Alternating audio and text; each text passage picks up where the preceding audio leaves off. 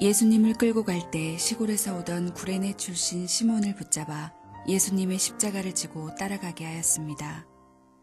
많은 사람들이 예수님을 따라갔습니다. 그 중에는 슬퍼하며 우는 여자들도 있었습니다. 예수님께서 뒤를 돌아보시고 그들에게 말씀하셨습니다.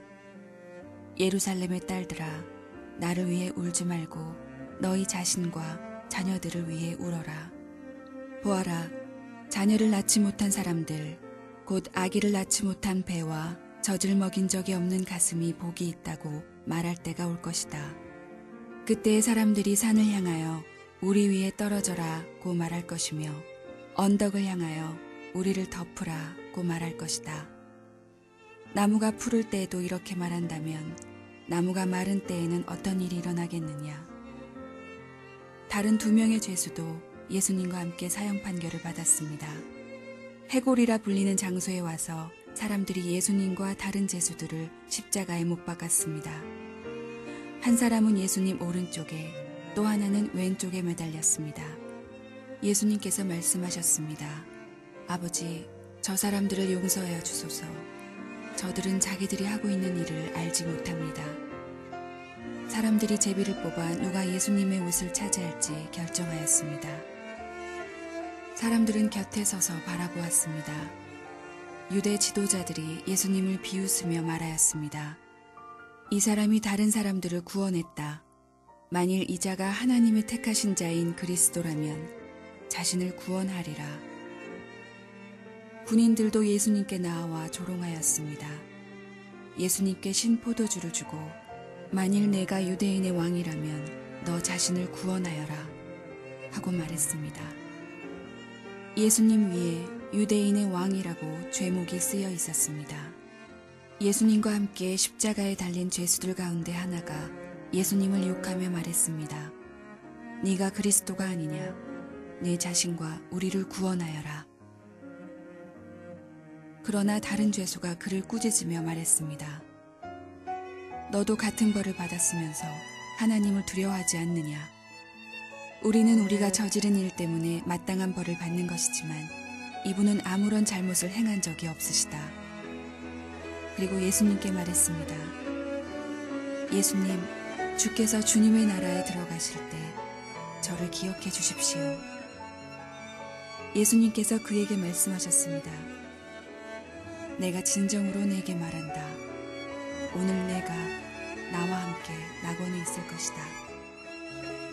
정오 때쯤에 어두움이 온 땅을 덮어서 오후 3시까지 계속되었습니다. 햇빛이 사라지고 성전의 휘장이 두 쪽으로 찢어졌습니다. 예수님께서 큰 소리로 부르짖으셨습니다.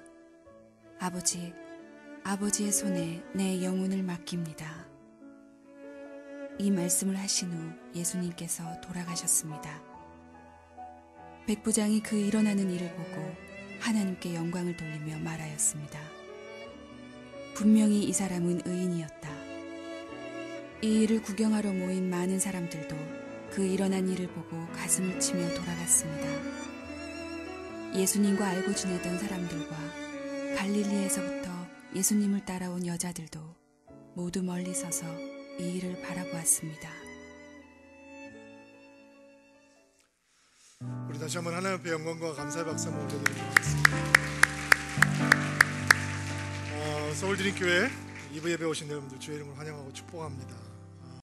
우리 같이 손을 얹고 믿음을 고백하고 같이 한번 시작하겠습니다. 한번 따라해 주시겠어요? 하나님은 나를 사랑하십니다. 나는 그 사랑 안에 있습니다. 하나님은 오늘 나에게 말씀하실 것입니다. 그 말씀에 능력이 있습니다. 그 말씀에 생명이 있습니다. 나의 마음을 하나님께 열겠습니다. 나의 생각을 예수님께 집중하겠습니다. 들은 만큼 변합니다. 들은 만큼 행복해집니다. 누가복음을 보면서 1년을 지냈어요. 꽤 긴 시간인데 될 수 있으면 딱 1년에 끝내기 위해서 중간중간에 건너뛰는 부분들도 있었지만 예수님의 탄생부터 시작해서 지금까지 오면서 저는 개인적으로 예수님 얘기를 많이 할 수 있어서 참 좋은 것 같아요. 마음 같아서는 복음서 하나 더 했으면 좋겠다라는 생각이 들어요. 매주 예수님에 대해서 얘기할 수 있는 게 너무 기쁨이었고, 사실은 복음서를 이렇게 쭉 보면서 이런 경험들을 했던 것 같아요. 예수님의 기적의 현장에서는 우리가 막 믿음이 커지는 것 같고 기대감이 막 솟아오르는 것 같고, 예수님께서 만나셨던 사람들을 얘기를 들을 때는 내가 그들이 된 것 같기도 하고, 또 예수님의 설교 메시지를 들을 때는 마음에 회개의 생각이 들기도 하고 새로운 결단이 생기기도 하고, 또 어떤 결심을 하고 새로운 도약을 하겠다라는 마음이 들기도 했던 한 해였던 것 같습니다.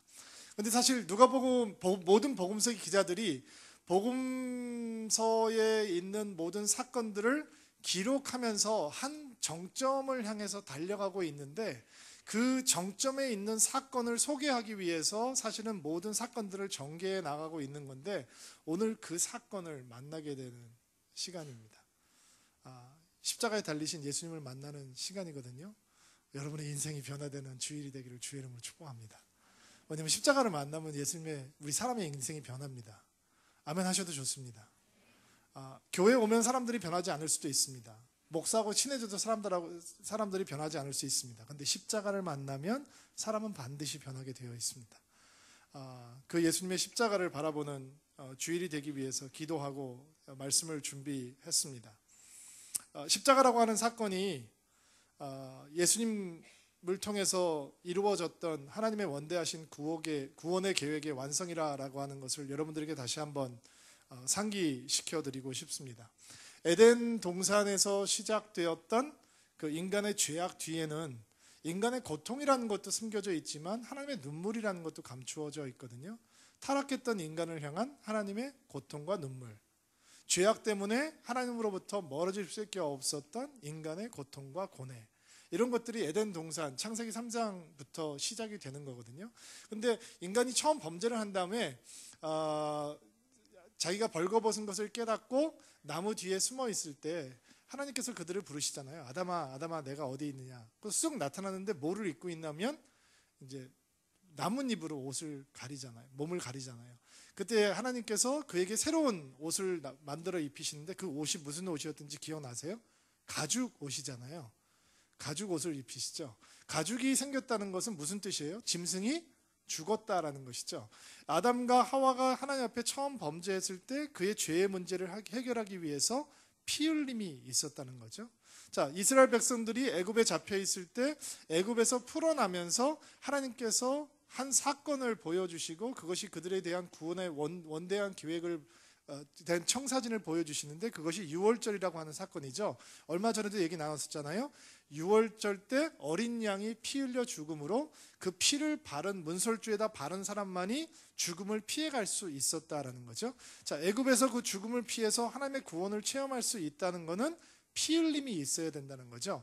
이스라엘 백성들이 성전이나 그리고 그 성막에서 제사를 드릴 때 뭐가 필요했냐면 짐승의 피가 필요로 했죠.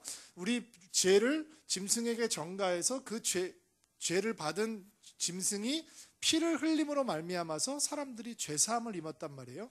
예수님께서 30여 년 동안 나사렛이라고 하는 시골 마을에서 숨어 계시다가 그냥 평범하게 사시다가 공생애를 시작하시면서 퍼블릭으로 나오면서 세례 요한이 예수님을 향해서 뭐라고 얘기를 하냐면, 보라, 세상 죄를 지고 가는 어린 양이로다 라고 말씀하잖아요. 그리고 그 어린 양 대신 예수님께서 마치 유월절 양이 피를 흘리고 이스라엘 백성들에게 죽음으로부터 구원을 이루는 도구가 되듯이, 하나님의 세상 죄를 지고 가는 하나님의 어린 양이었던 예수 그리스도가 오늘 십자가에 달리심으로 하나님의 구원의 계획이 완성되는 거죠.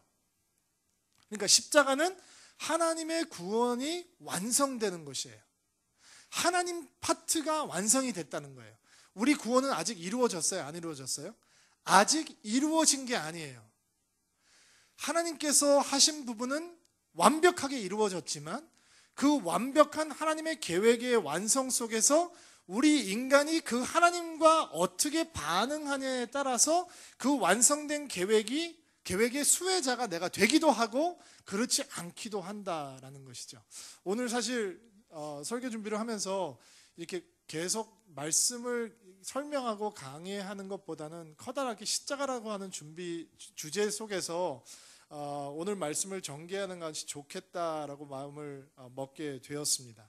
오늘 제가 십자가가 과연 어떤 의미인가, 완벽한 하나님의 구원의 완성이라고 하는 그 십자가가 과연 2012년 12월 첫 주를 예배드리는 여러분과 저에게 어떤 의미인가, 하나님께서는 십자가를 통해서 우리에게 무엇을 설명하기를 원하시는가, 무엇을 깨닫기를 원하시는가, 어떻게 반응하기를 원하시는가 라는 부분을 가지고 조금 이야기를 나눠보려고 합니다. 먼저 28절 말씀을 다시 한번 읽어볼까요? 한번 읽어주세요. 시작.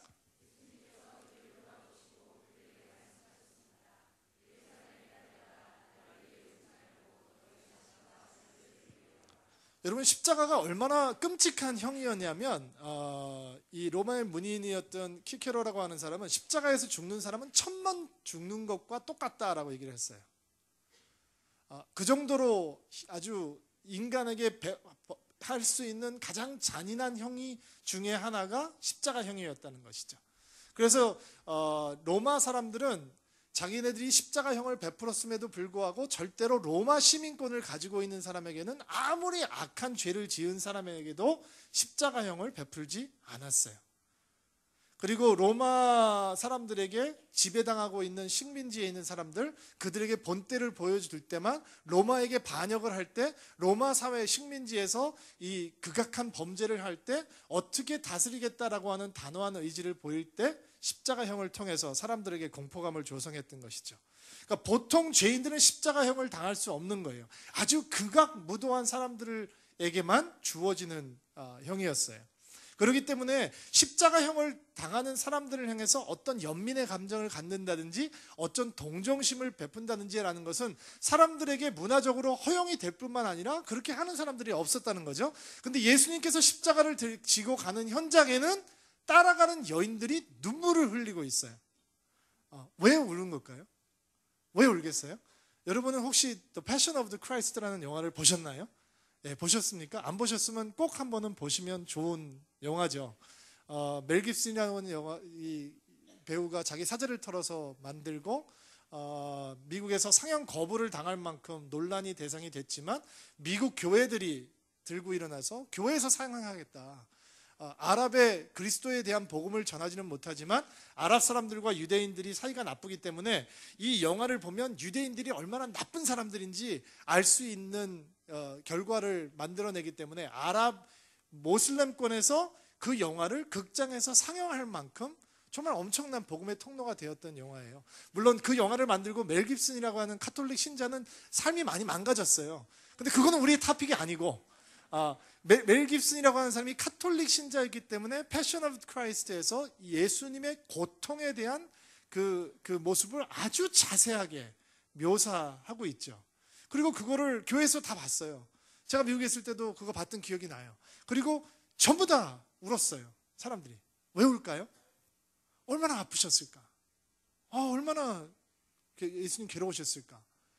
근데 예수님은 그런 우리의 눈물에 감동하지 않으신다는 게 오늘 조금 충격인 거예요, 우리한테요.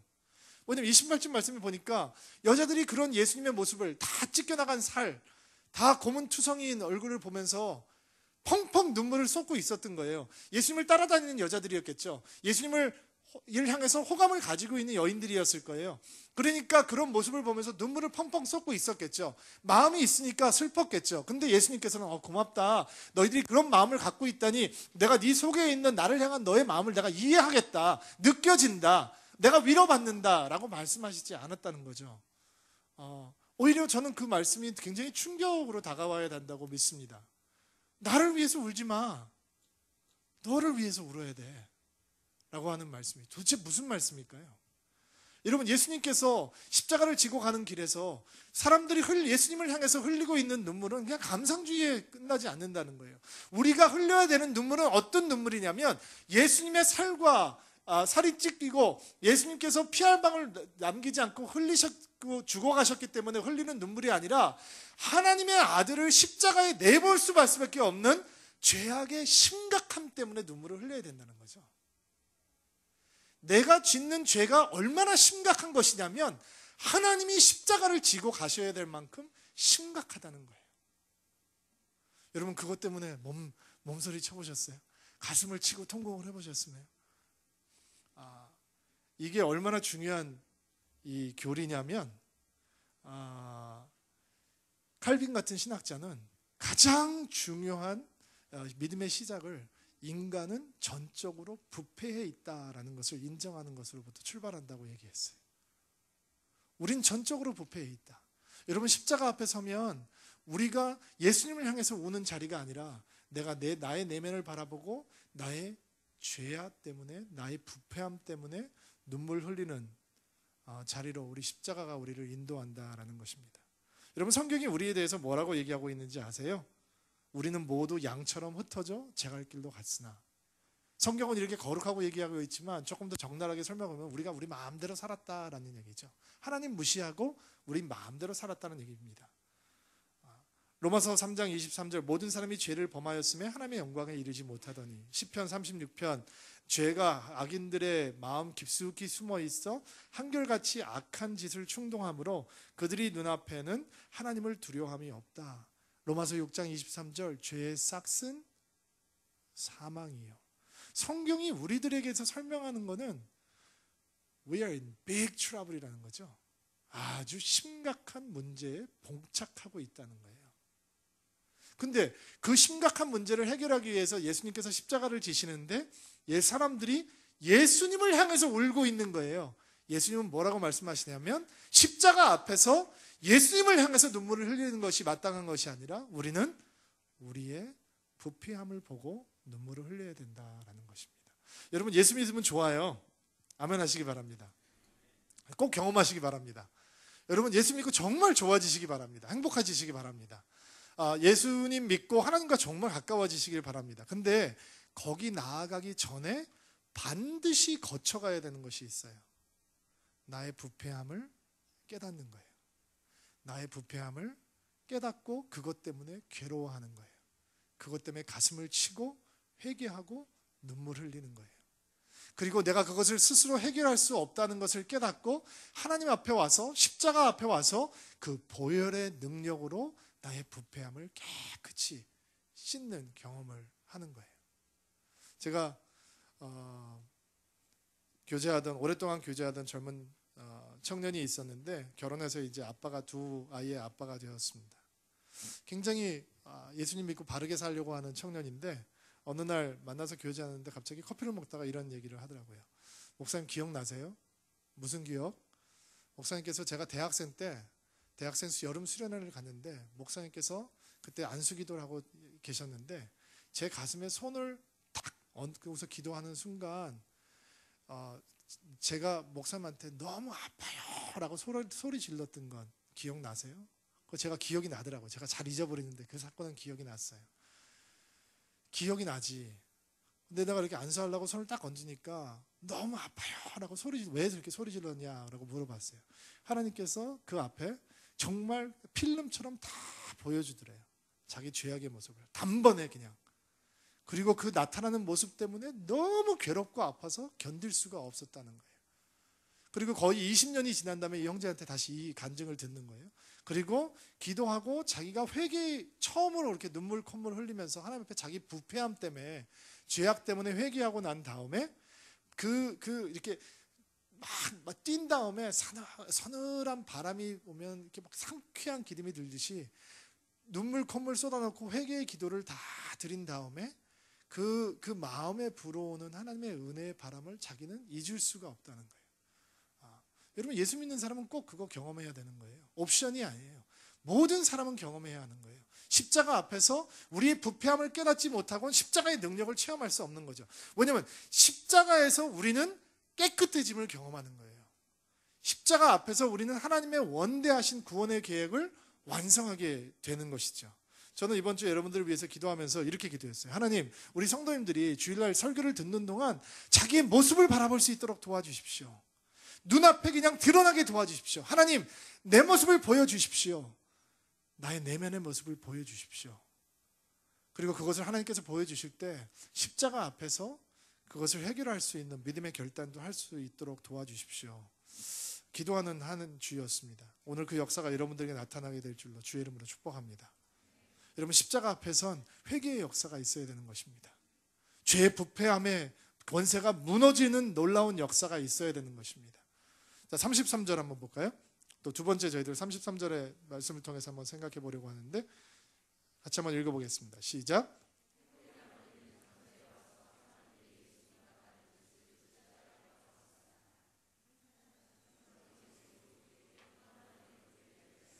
자, 해골이라고 하는 장소가 우리가 흔히 알고 있는 그 갈보리라고 하는 장소예요. 여러분, 우리는 이렇게 갈보리 그러면 굉장히 거룩한 이름일 것 같은데 예루살렘 성 안에서 사람들을 처형하지 않았거든요. 성 바깥에 데리고 나와서 처형했어. 그럼 왜 해골이라는 이름이 붙었을까요? 거기서 처형장이니까 막 뼈들이 굴러 다녔으니까 아마 해골이라는 흉측한 이름이 붙었겠죠. 골고다라고 부르기도 하고 갈보리라고 부르기도 하고 그런 그 언덕에 예수님께서 다른 흉악한 두 죄수와 함께 십자가에 못 박히셨어요. 근데 거기서 예수님께서 하시는 기도가 우리의 마음을 때려요. 한번 들어보시겠어요? 아버지, 저 사람들을 용서하여 주소서. 저들은 자신들이 하고 있는 일을 알지 못합니다. 십자가에서 달리신 예수님께서 용서를 위해서 기도하고 있단 말이에요. 십자가에서 최고의 악한 영을 받았던 예수님이 그분을 처형하던 사람들을 다 용서해달라고 기도합니다. 왜요? 예수님이 그냥 너그러운 분이셔서 그런가요? 예수님은 하나님이시기 때문에 그냥 용서해달라고 부탁하는 건가요? 아니, 그게 아니고요. 십자가는 하나님의 용서의 완성이기 때문에 그렇습니다. 하나님의 십자가가, 예수 그리스도의 십자가가 왜 위대하냐? 하나님의 용서가 우리에게 쏟아져 나오는 통로가 바로 십자가이기 때문에 그렇습니다. 요한 1서 2장 2절 말씀 같이 한번 읽어볼게요. 자막을 통해서 한번 읽어주세요. 시작.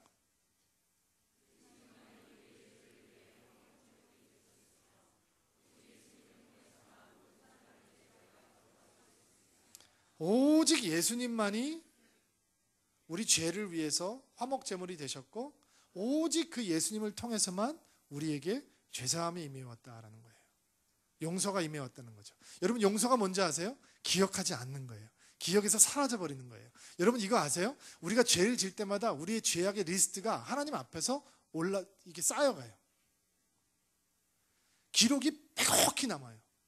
우리는 구멍이 숭숭숭숭 있기 때문에 큰 죄악만 기억하잖아요. 작은 죄악은 기억을 못 하잖아요. 우리가 죄를 질 때마다 우리의 죄악이 하나님 앞에서 쌓여가요. 근데 죄의 싹은 뭐라고요? 모든 사람이 죄를 범하였음에 하나님의 의에 이르지 못하더니, 하나님은 공의로우신 분이기 때문에 그 죄악이 쌓여가는 것을 막을 수가 없어요. 그리고 죄가 쌓여가는 인생들은 다 죽음이라는 것을 통과해야 하는 것이죠. 근데 하나님께서 예수 그리스도를 통해서 오직 예수님 안에서 우리를 용서하셨대요. 그 용서가 뭐예요? 죄를 기억하지 않는 거예요. 기억 안 하려면 어떻게 되겠어요? 쌓여가고 있는 죄의 기록을 어떻게 해야 되겠어요? 딜리트 해야 되잖아요. 지워버려야 되거든요. 예수 그리스도의 십자가가 하나님의 딜리트 버튼이라는 거예요. 십자가가 섬으로 말미암아서 우리의 모든 죄악이 깨끗하게 씻김을 받았다는 거예요. 여러분들이 어저께 지은 죄 하나님께서 기억하세요, 안 하세요? 여러분 기억하신다고 생각하죠? 그럼 여기 못 나오죠. 어떻게 나와요? 무서워서. 근데 하나님께서 딜리트 버튼을 눌러주시는 거예요. 예수 그리스도로 말미암아서. 여러분, 이게 여러분들에게 자유로움을 주나요? 여러분들에게 은혜로운 삶으로 인도하나요? 어떤 분들은 이것을 역으로 이용하는 사람이 있어요.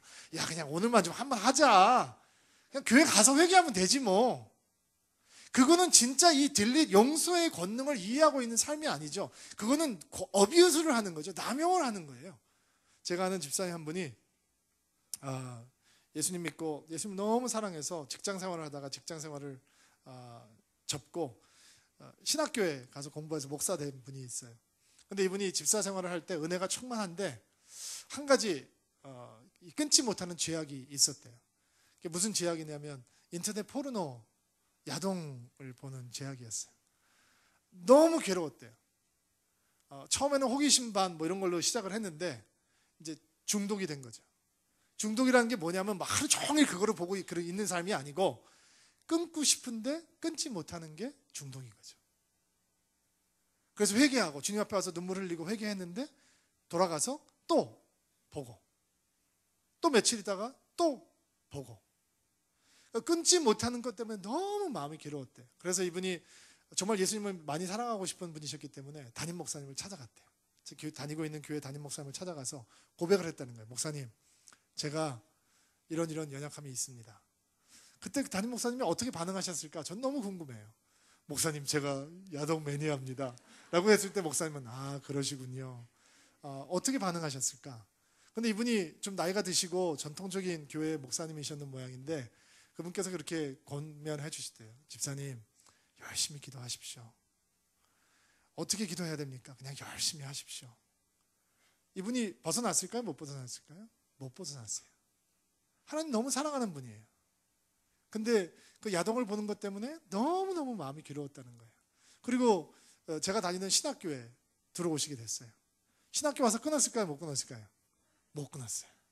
그러니까 계속 스트레스를 받으면서 신앙생활을 하고 있는 거죠. 설교도 하고 하나님 말씀도 가르치고 그러면서 가끔 이렇게 빠져드는 거죠.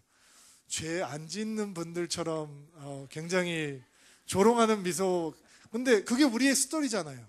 끊고 싶은데 끊지 못하는 마음, 멈추고 싶은데 멈추지 못하는 마음. 그래서 이분이 짐 히스톤이라고 하는 나이가 많이 드신 교수님을 찾아갔대요. 너무 괴로우니까. 근데 교수님께서 이 전도사님의 고백을 쭉 들으신 다음에 Who are you? 물어보더래요. 그래서 처음에는 이분이 내 이름을 모르나 보다라고 생각하고 자기 이름을 얘기했대. 아니, 그게 아니라 네 이름 아는데 Who are you? 그래서 나는 뭐 아빠고 뭐 전도사고 뭐 이렇게 얘기를 하니까 아니, 그런 거 말고 네가 누구냐고, 너 누구니? 물어보시더래요. 근데 답을 할 수가 없더래요. 그래서 나중에는 제가 누구죠? 라고 물어봤대요. 그때 그분께서 정말 그 사랑이 그윽한 눈초리로 이 전도사님을 바라보면서 너는 하나님의 자녀야. You're a child of God. 근데 평생 처음으로 하나님의 사랑이 폭포수처럼 쏟아지는 게 느껴지더래요. 그리고 자기가 용서받았다는 느낌이 들더래요. 이전에는 한 번도 자기가 용서받았다는 느낌을 받지 못했대요.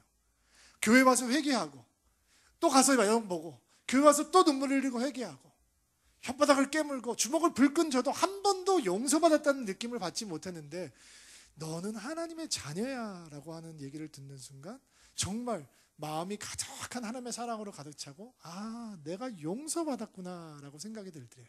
그리고 용서받았다는 생각이 드니까 보고 싶은 마음이 사라지더래요. 여러분, 왜 죄 속으로 다시 돌아가는지 아세요? 용서에 대한 확신이 없어서 그래요. 그 용서가 얼마나 값어치 있는 것인지, 용서가 얼마나 우리에게 놀라운 자유를 가져다 주는지 우리는 잘 몰라서 그래요. 제가 아는 형제 중에 미국의 갱에 있던 형제가 한 명 있어요. 미국 갱들의 중에서 이 갱들이 가장 영웅시하는 이 범죄가 두 가지가 있는데, 첫 번째는 경찰을 총으로 쏘는 거고요.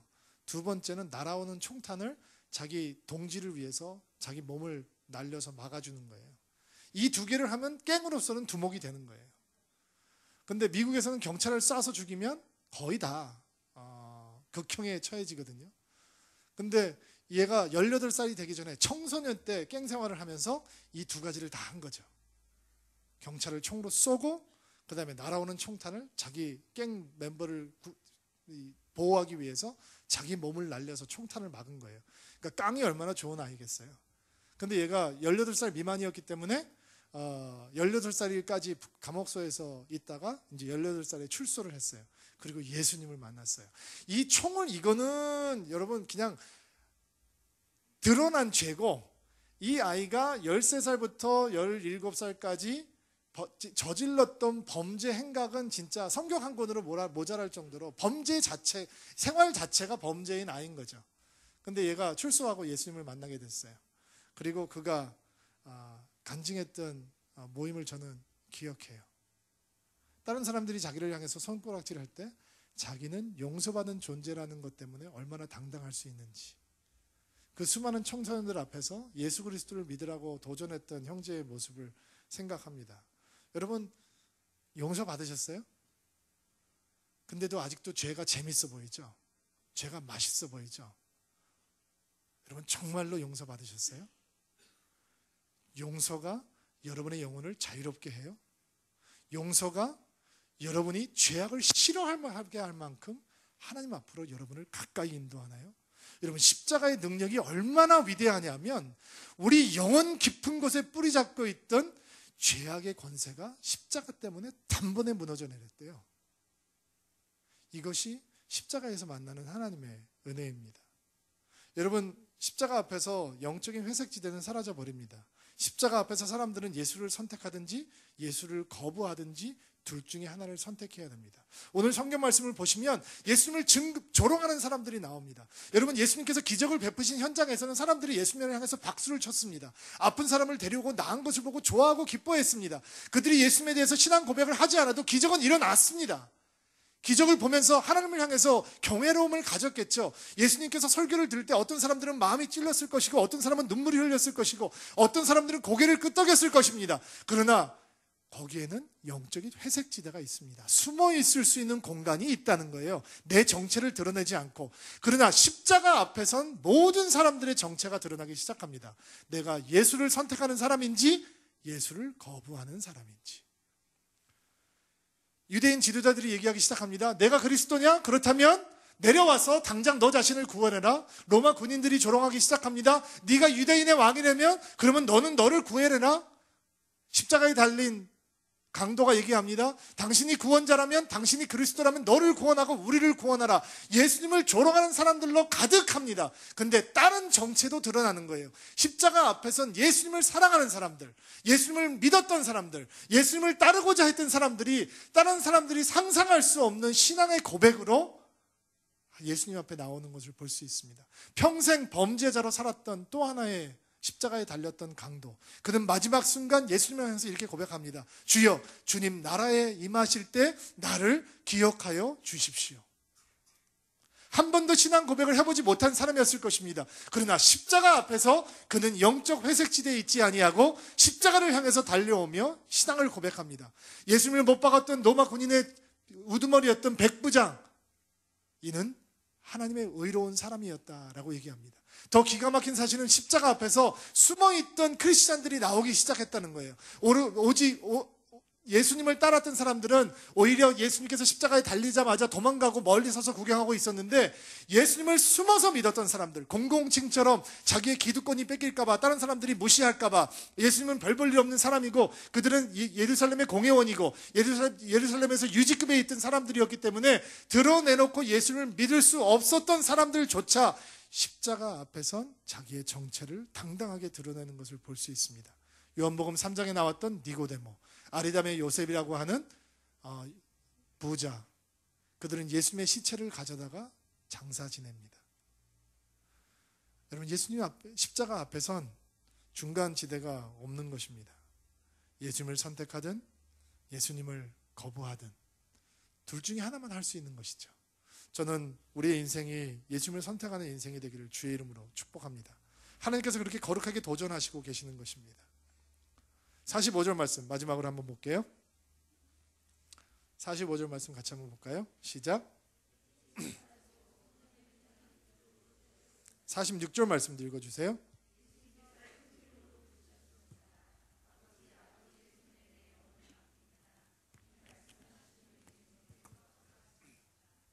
자, 예수님께서 죽으셨을 때 성소의 휘장이 찢어졌다라고 얘기하잖아요.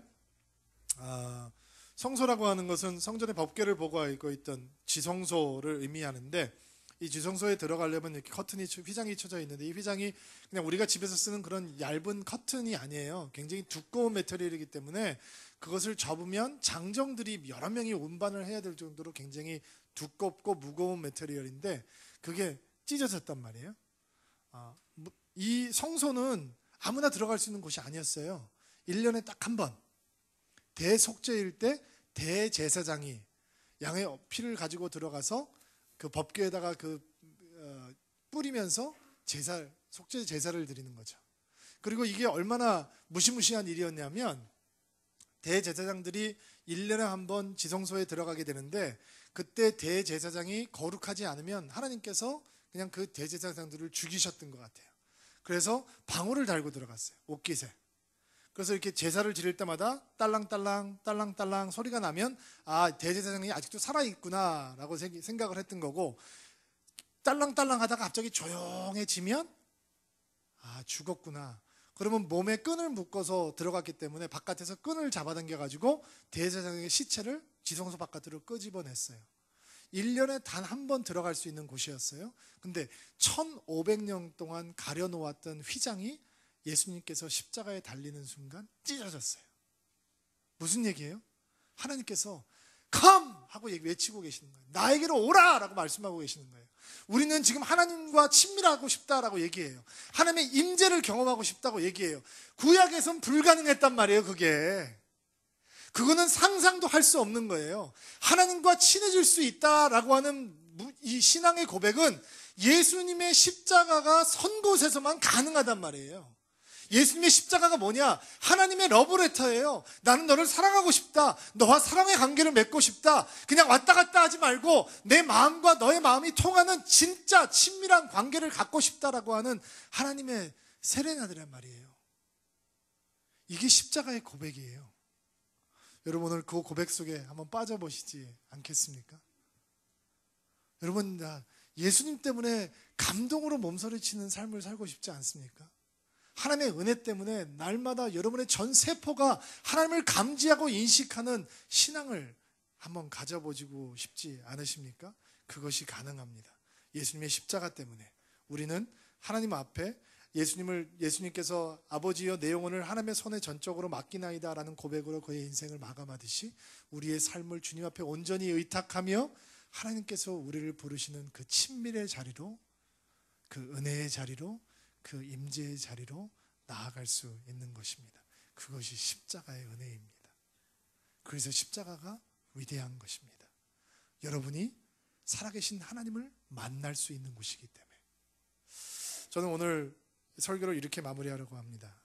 여러분에게 두 가지 기도를 해드리고 싶은데요. 먼저 잠깐 눈을 감아주시고요.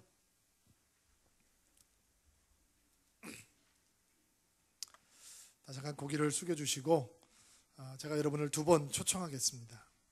그때 하나님께서 시청자들은 아직 올라오지 마시고요. 내려가 계시기 바랍니다. 지금 이 순간 성령께서 여러분들의 마음을 녹화하고 계십니다.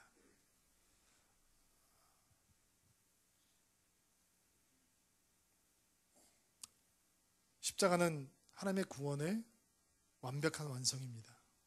십자가는 하나님의 사랑의 용서의 완벽한 구현입니다. 십자가 없이 어느 누구도 구원을 경험할 수 없습니다. 오늘 서울 드림교회에서 목사님, 한 번도 십자가에 달리신 예수님을 내 마음속에 구원자로 받아들인 적이 없는 것 같습니다. 오늘은 십자가에 달리신 예수님을 나의 마음에 영접하는 그런 시간을 갖고 싶습니다. 그 하나님, 십자가에 달리신 그 예수님, 나의 예수님이 되기를 원합니다. 목사님, 나를 위해서 기도해 주십시오 라는 마음이 드신 분들은 조용히 그냥 손을 가슴에 얹어주시면 되겠습니다. 이미 예수님을 믿고 계시는 분들은 손을 내리시기 바랍니다. 여러분을 위한 기도가 아닙니다.